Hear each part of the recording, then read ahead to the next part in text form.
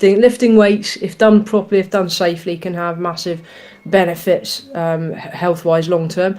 Then you come to the extreme where myself, for example, I ended up with a broken back. But why? Why did I end up like that? Because there was a period of my career in the early days where I didn't lift particularly well and where I did have technical errors. So normally when a weightlifter suffers with a back injury, it's normally something technical that causes that. You address the technique, you lift safely, you should minimise the risk. When you say you broke your back, did you literally break your back? And if so, like what was the severity of the injury? Can you actually remember the time when you broke it, like the actual incident itself?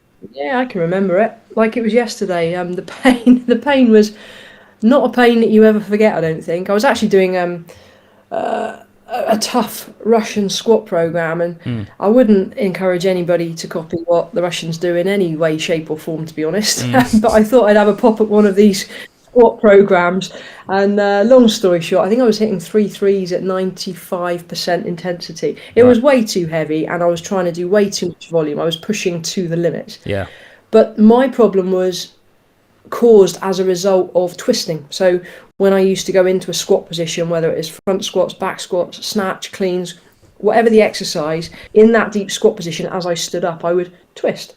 And years and years of that torsion on the spine, and my back blew up, basically. I ended up with a bilateral pars defect, 3 compressed discs. And the day that it went pop was standing up with the last rep on the last set of that Russian squat program. And I got pretty much through the sticking point, and I think I ended up in a heap on the floor. Everything was a bit of a blur after that, but I know it was very painful. And it took me, I want to say,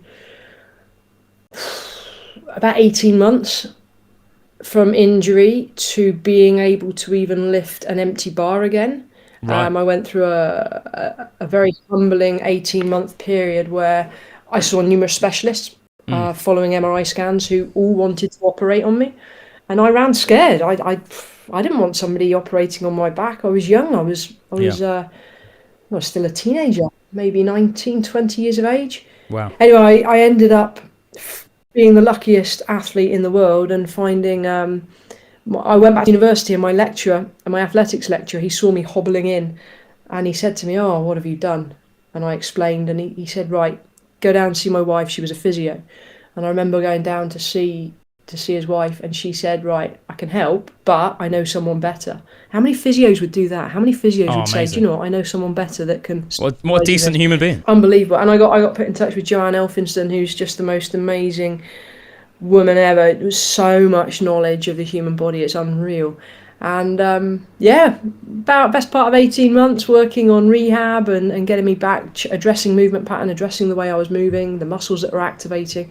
So although it was the most horrific injury and pretty depressing at the time, I look back now and I think, wow, I needed that injury to happen so that I could become the lifter that I became. So actually it was a blessing in disguise, hard to see at the time.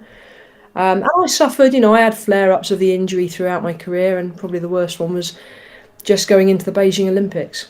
I missed the final cut for the Beijing Olympics. I think it's top 10 in the world went, and I was ranked, I think, 13th.